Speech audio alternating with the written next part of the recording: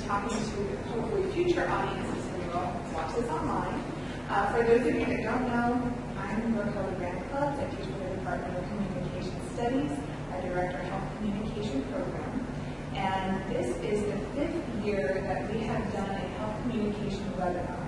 I like to do these to show the interdisciplinary nature of health communication, to show how communication is a component of so many different aspects of healthcare. Last year we talked with Dr. Schweiger about motivational interviewing, where we saw that communication actually was the therapy. Today we're going to talk with Dr. Schweiger, who is from the College of Business, and we're going to focus on the communication that happens electronically with electronic medical records, but also the communication that goes into getting buy-in from the folks that you are working with. So as we go through, we're going to be moving through a Prezi here and going through some questions. Originally, we were also going to have Debbie Sexton from St. Francis here with us. She works with health information, but as we'll be able to attest, hospital administrators have unpredictable schedules, and it ended up that she couldn't get away from St. Francis today. So I have her answers, and I'll be relaying them to everyone as we go through. But after we go through our questions, there'll be time for you all to ask some questions. So as we're going through, if there's anything that we don't cover that you would like to have more information about, there'll be time at the end for questions and answers. So without any further ado, we're going to go ahead and get started. And I'd like to thank you, Dana, for being here with us today. Thank you very much. So you have a kind of interesting story, and the reason that I was excited to have you, come talk with us and with our students, in that you are a full-time professor here at Southeast, but you recently had a summer job. That's a big job. And so what we're going to talk about is first a little bit about the history of the EMR, which is the electronic medical records, and that you actually wrote your dissertation about.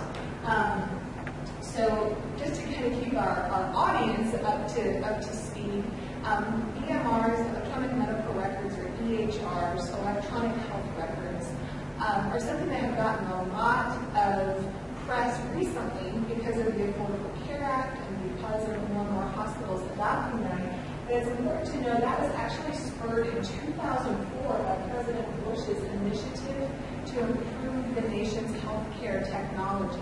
So a lot of times President Obama is credited with it because of the Affordable Care Act. But it's actually something that goes back to 2004, this effort to unify and protect our health information and to make it more secure. And so, it did become a key feature of the Affordable Care Act. And I was just telling Dana before we started that we're seeing, that more and more research is now showing how effective they are. And as a matter of fact, everyone that heard about the Flint water crisis, the alarm for that was sounded by a pediatrician in Flint who used Epic EMR software to notice the increase in the amount of lead poisoning that she was seeing. All of these kids were coming in with lead poisoning, and so she had that data to be able to kind of ring the alarm and say, we've got a big problem here. There's a big increase in lead poisoning.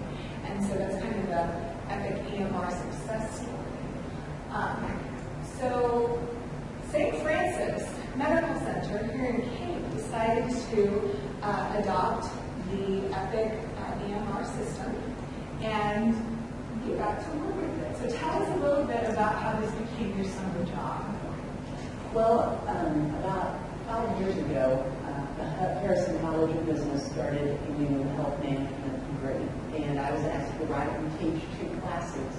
And I didn't have a background in healthcare, so I wanted to, the classes were for undergraduates as well as graduates, and I needed to have a little background. So I started looking into how I could find out more about what I was about to teach. So I contacted St. Francis to see if I might be able to come over and take a look at their system, and I happened to speak to one of my former students. And at that time, St. Francis was starting the process of evaluating different electronic health care systems. And he said, well, we'll see what we can do. Call me back in a few months. And so I called him back, and it sounded pretty promising at the time, but when I called him back, he wasn't there. And so there went my person. So I was back to square one, and my contact was gone. So then I called Southeast Hospital and asked them if they'd let me look at their systems. But again, because health records were private and we have all these privacy concerns, I was very limited. And St. Francis was going to be very limited too. They were going to possibly let me, they were going to look into if I could look at the playground, which just had test data. So I was going to be limited there. So I called St. Francis, or Southeast, and I spoke to the IT department. They put me in contact with someone from a graduate from Southeast who worked with their healthcare system. And she had me come over and watch her do the production, or work in the production system for a couple of hours. But a couple of hours really isn't enough to help you write classes and to teach classes. And so I contacted the software vendor, but the software was so expensive, there was no way we could afford it here at the university, and they didn't provide online opportunities to use it, and they also didn't provide little demos because it's all very proprietary software. And so I thought, well, let me look into volunteering. So I contacted the volunteer offices and asked if I could volunteer for a few months. And I was turned down there as well. They didn't let folks volunteer in the business office, and they wanted a one-year commitment, and then I also had to agree to be there so many hours per week. So I already have a full-time job. Healthcare is just kind of a portion of it, so I thought I was pretty much shopping from there. So I just gave up. I didn't look anymore. And then, so about 8 months later, I guess, I started looking, this was in December, I started looking at what job openings are out there, because I always try to make sure I teach things that will help students and find out what's new and what's going on. So I went out to St. Francis's job site, I went out to Southeast job site, and I looked at the skills that were required, and I happened to see on the St. Francis website that they were looking for trainers for their new Epic system that they were going to implement. So I looked at the requirements, and I started working on a resume and a cover letter, because I hadn't had to do that for years. And so I got in my mind was for education and not for business. So I got that prepared and sent it off. I didn't even talk to my boss, because I thought St. Francis won't be interested, because I already had a job, and they, what kind of net would want two jobs. So I went and sent it in, and then decided that probably should talk to my boss, and I did, and she was very supportive. I said, it'll just be part-time, I'll try to do it nights and weekends, I'll try to keep it from integrating with Southeast, and I did wind up getting a call. It brought me in to interview, and when I interviewed, the first thing I told the interviewers was that I have a full-time job and I'm not leaving it. I'm just interested in this for the educational purpose. And so everyone was very willing to talk to me. And by the end of the interview process, I did get offered a job. But it had to be full-time, and they said they'd work around my schedule. So then I had to come back to my boss here at Southeast and ask her if I could work this extra full-time job. But Southeast was very supportive of me getting educated in this area. And so they worked with me. They released a course. I taught an online course, and then I taught another course during my lunch hour. So I would go over to St. Francis during the day and start the day early and fly over here and teach my class and then take off back over there. So it was a crazy semester. It all started, the training started at the end of March, and the final process ended in July. So the implementation of the system was like July 3rd, somewhere around there. And then I was finished by the end of July. The process of becoming a credential trainer, that kind of gives you an idea of why I did this. The process of becoming a credential trainer, what we did was we had a day-long training for orientation to St. Francis and their system. And then the next day, we were just plopped right in the middle of everything. So we started getting training on our modules. So that was a huge system. I was assigned to the uptime anesthesia module, which is with the operating room. And with the operating room, it's pre-op, operating, post-op, and also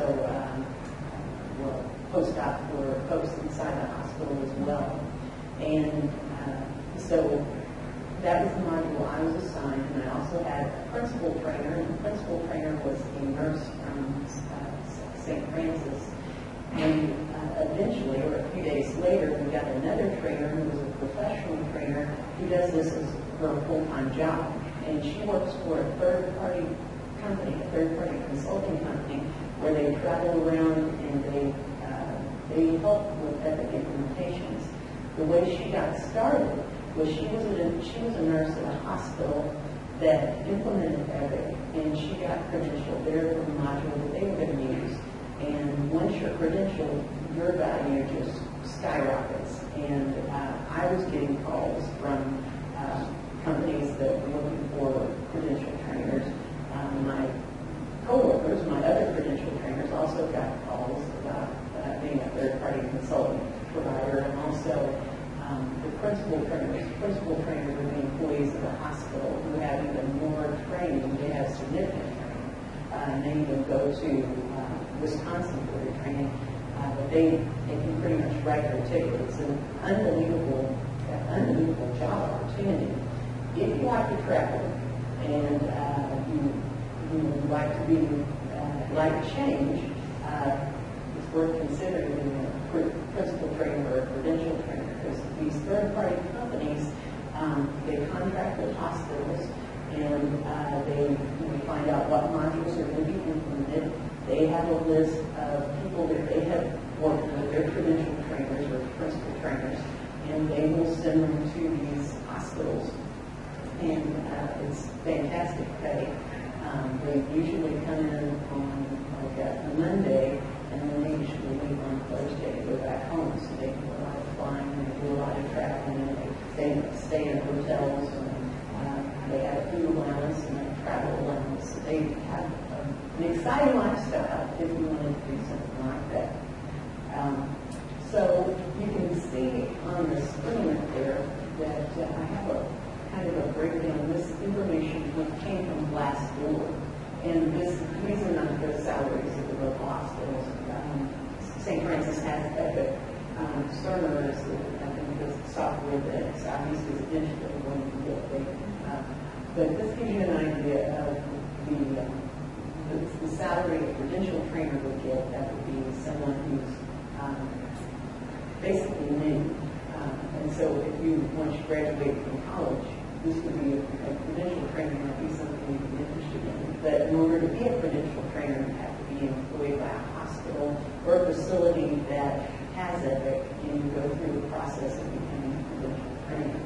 The HC Tech was one of the companies that worked with St. Francis. They had two different third-party implementers, and that gives you an idea of the salary range for someone who works for a third-party consulting company.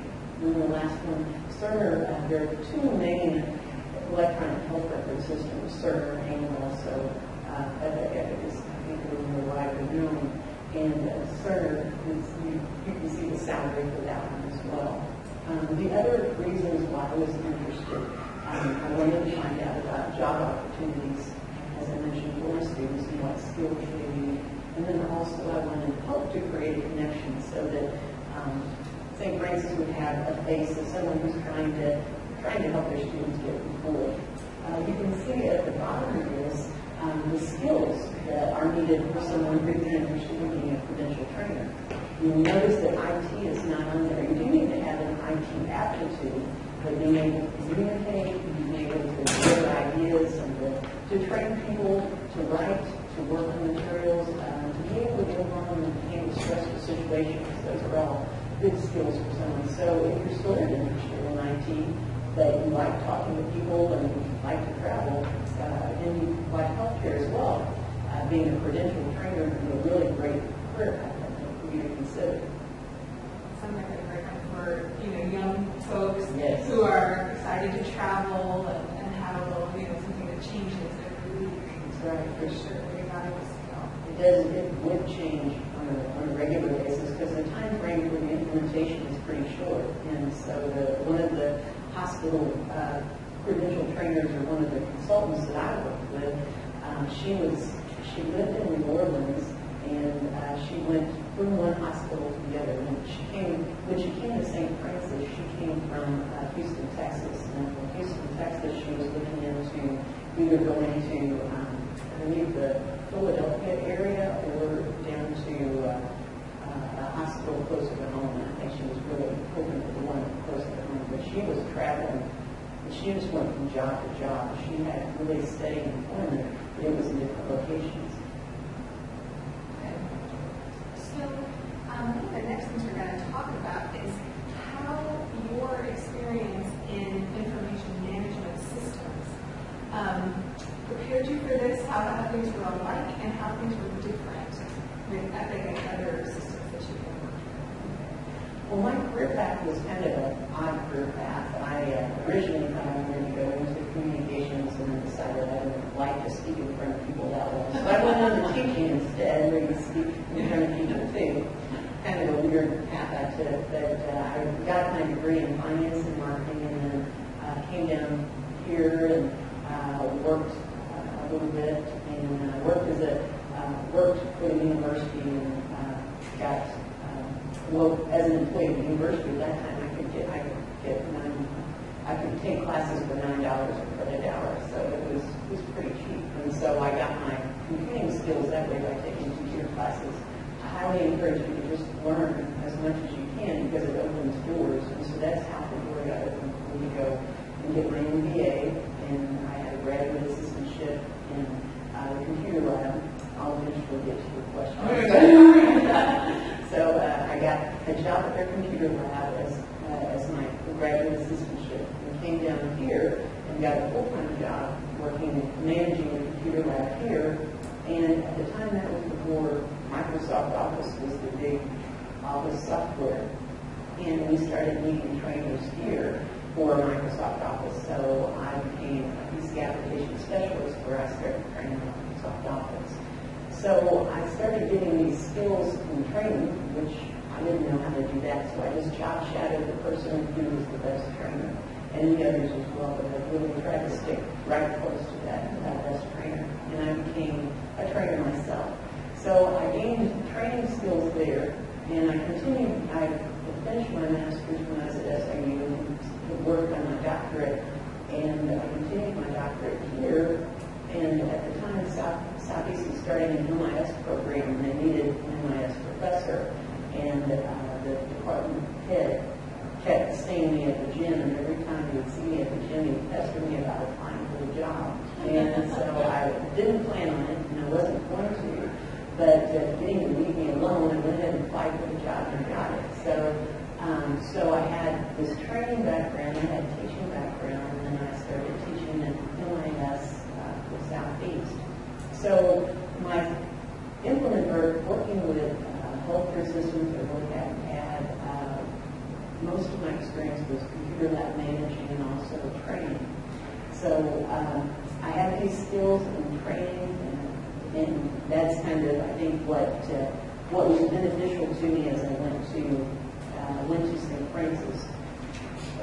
I may not have gotten the question. I think good. So writing materials, I have that skill to use. Training and working with people, answering questions, and providing support whenever they have problems with the software. Those are kind of the skills in my background. In terms of using different systems, I really didn't have that kind of background. That's the reason why I wanted an internship and being able to work at St. Francis. So even though healthcare can sometimes seem like it's a foreign language, it's so many different medical terms to learn, there are core competencies that you have in writing, training, computer systems, that enabled you to transfer those skills to a completely different type of system that you've ever worked with. Exactly. So it's really amazing how you can take things that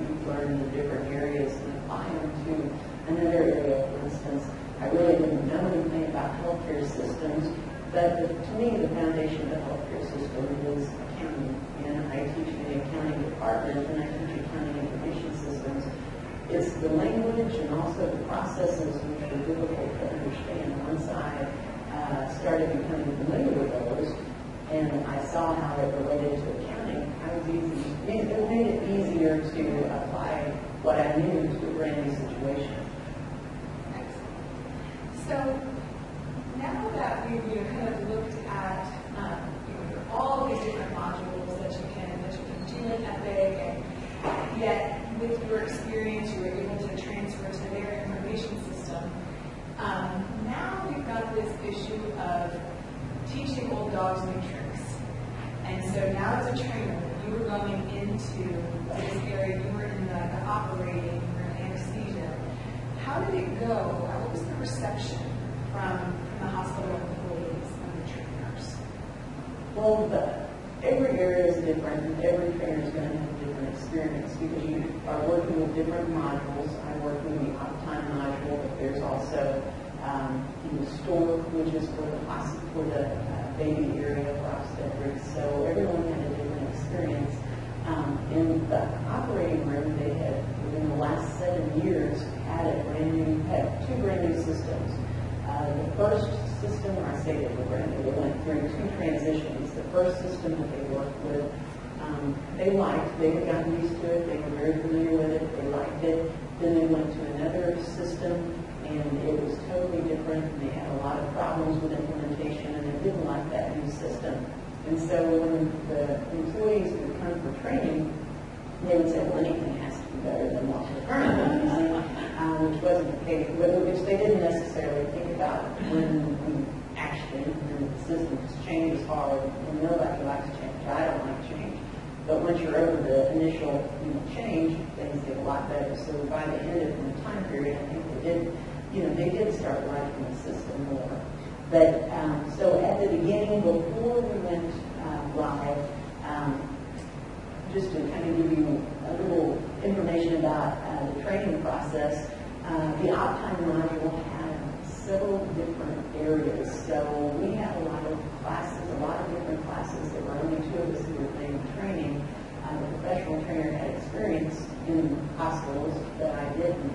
So when we got into the training, I had to learn things one day in order to teach it the next day. So there was one day where I took the materials home so I could try to prepare for the next day's class. And when I walked in, our classes were long. It started at 7, and then there were 6-hour classes, like from 7 until 1. So I walked in at 6. My principal trainer came in at 6:30, and she said, the system has been changed overnight. Here's the new materials. And so I had 30 minutes before class started to prepare the materials. And I went ahead and started the class. Everything went fine. The folks that I was teaching, it went well with them. When break time came, they took a break, and I got the materials, and I read the second half of the materials because I was not at all prepared for those as well. I was somewhat prepared, but I wasn't prepared for the changes. So it was kind of a just-in-time training process.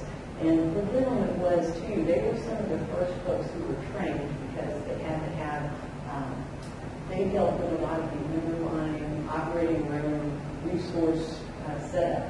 So they got trained early in the process, and they had a lot of material that they had to go through. They also had to come in on weekends and nights, as well as work the regular full-time jobs. So it was really, I think, really difficult for those folks to try to get all that training in. They also have great respect for the folks in the operating room.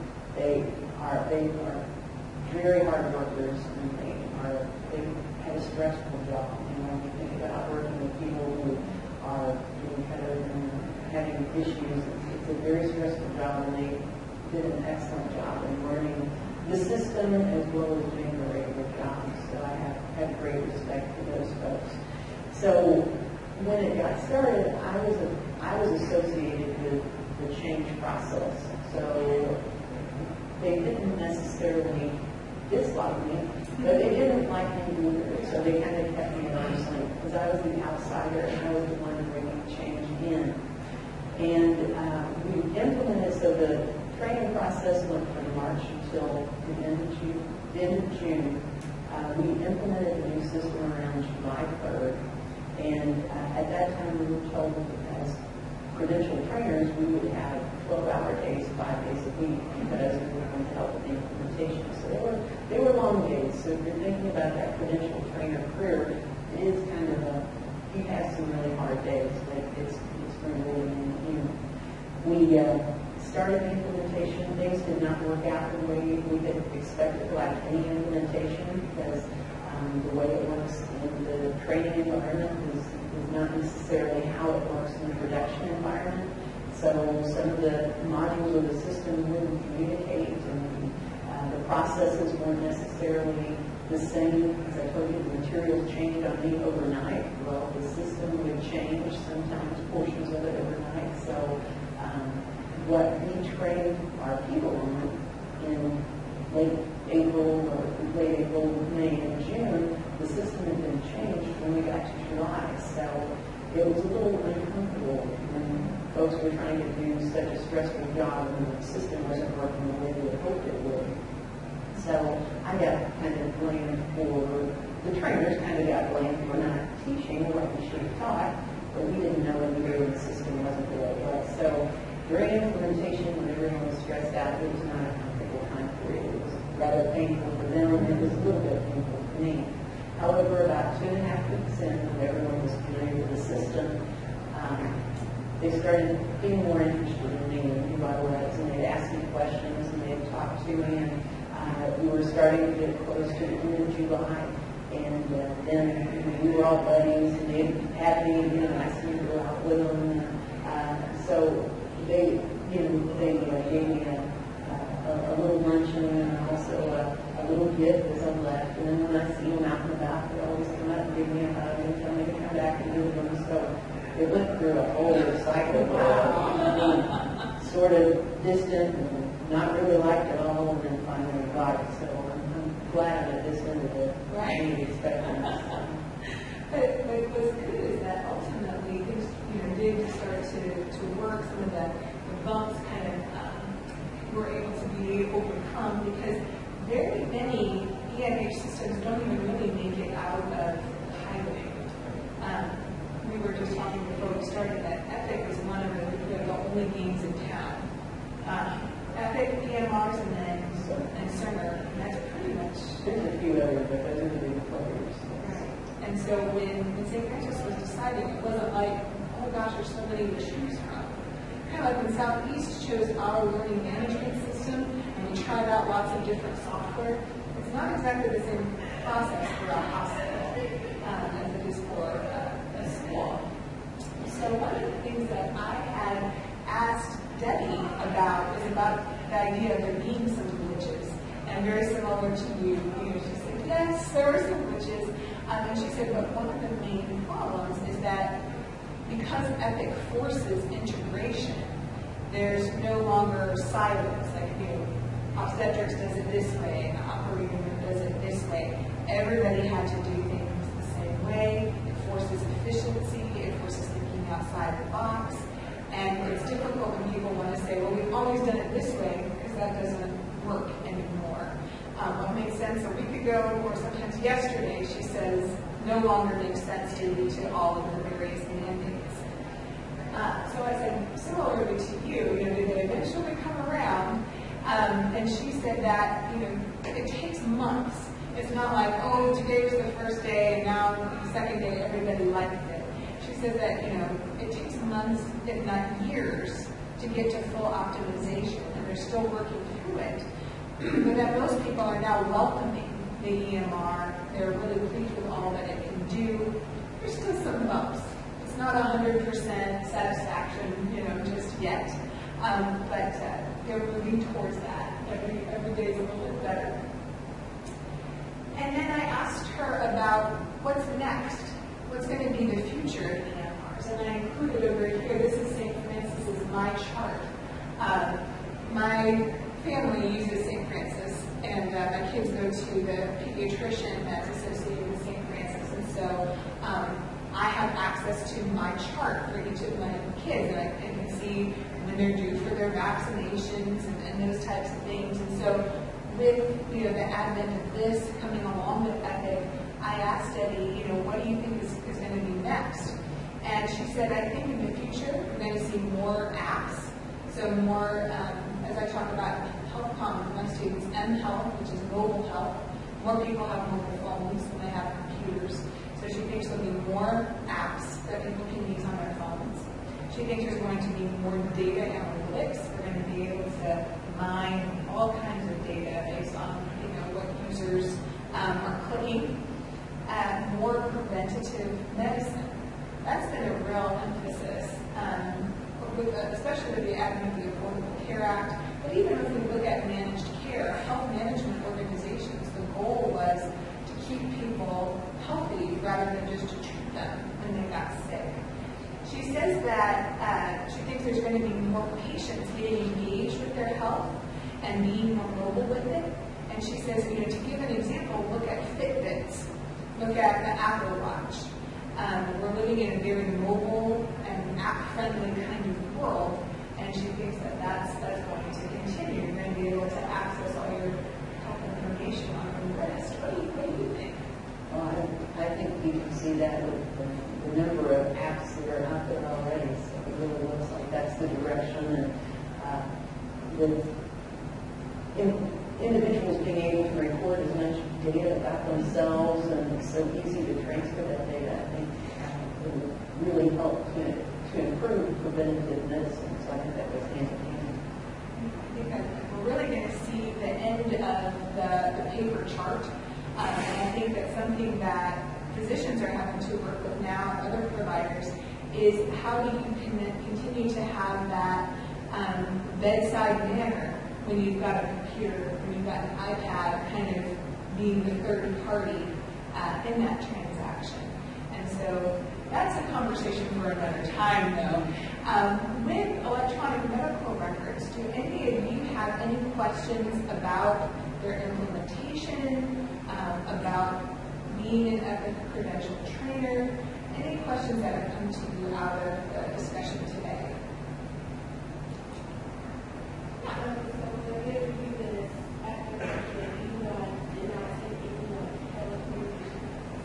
You're in one right now. Okay. Yeah, so Giovanni is one of my students. She's in health comm right now, and she's going to be graduating with a degree in communication studies and a minor in sales management. And so would she, with this bachelor's degree, be able to pursue a career to become an Epic credentialed trainer? Having a sales background and a communication background, I think would be an excellent combination.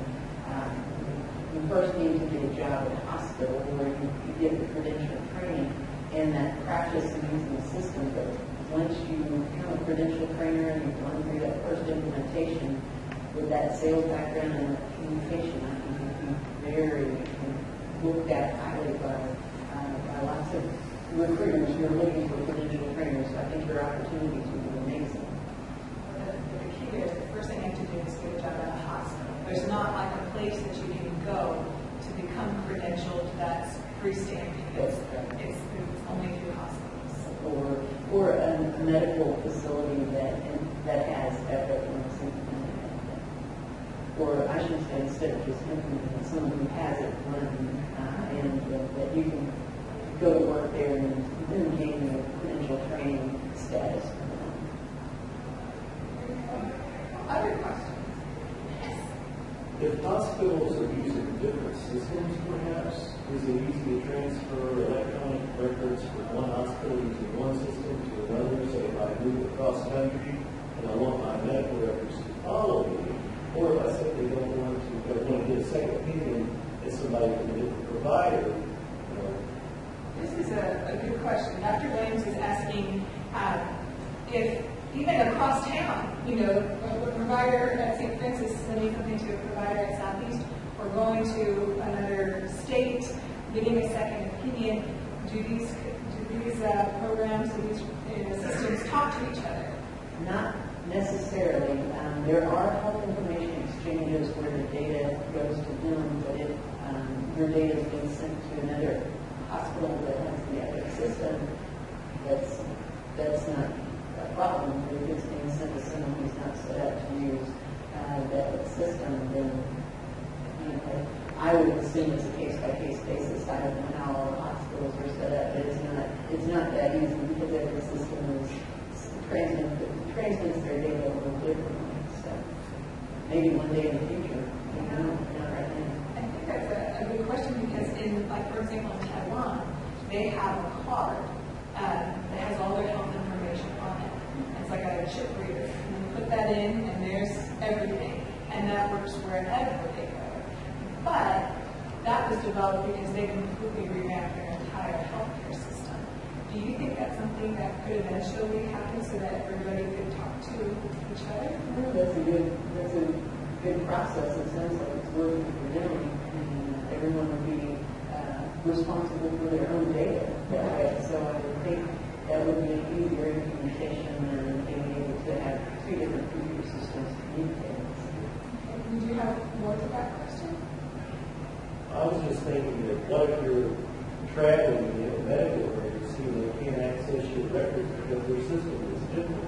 I guess maybe a personal app where you have your own might be a good idea so that we are able to have systems that we need. With that in mind, if someone is traveling, knowing that, if they go to a hospital that has an EMR, if they can't speak for themselves, if they're in a car accident, what do you think people should have with them that would help?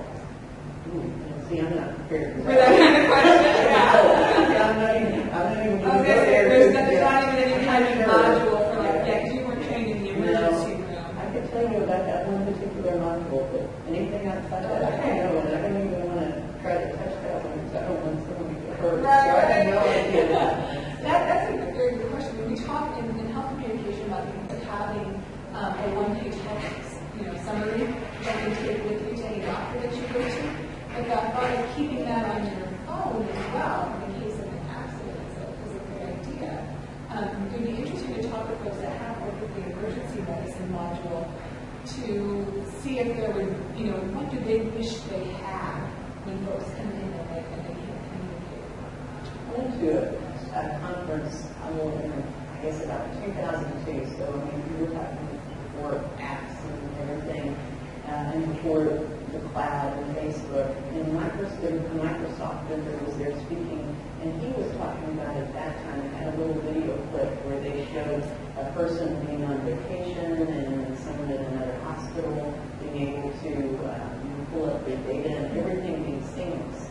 So, companies are working on it, and Microsoft was working on it, in 2002. Yeah. So, really amazing what was going on behind the scenes that we're not even aware of, because, at that time I thought, I don't know if they're really going to be able to exchange medical data the way they're showing it, because they were showing people able to pull up their own data. So, that was a long time ago. Right, because I should say that this is my chart. I can't pull up a lot. There's a lot of things I can't pull up. You can say your child got a shot on this day, but I don't see like the doctor's notes. I don't see the doctor's interpretation of if my child went in for a sore throat. It doesn't say diagnosis, strep throat, this is the medicine. It's very, very overcomplicated. They were here. This is what was administered. In terms of what you're going to see on the bill is really more of what you see. So that idea of being able to access your things needed to interpret them is impressive. Okay, other questions?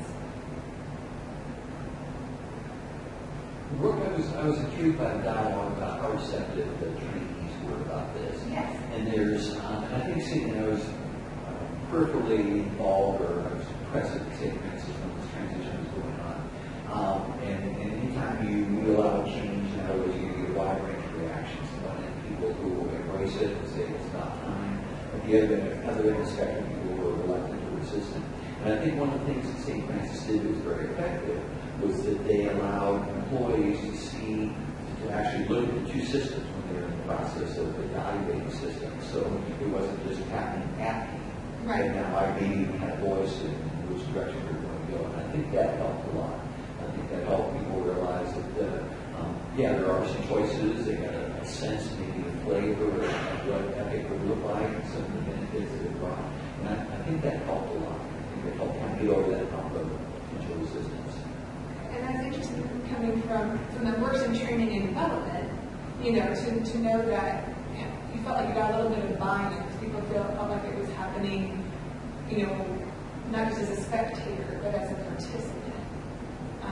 Did you feel that, you know, there was a little bit more acceptance because they had a preview of what they were going to get? They had a little input? I think it's, you know, in my area, you know, they were pleased. I think they were looking forward to a change because they weren't happy with the system. And so I think, you know, I think what they had seen was they thought was a move towards the better.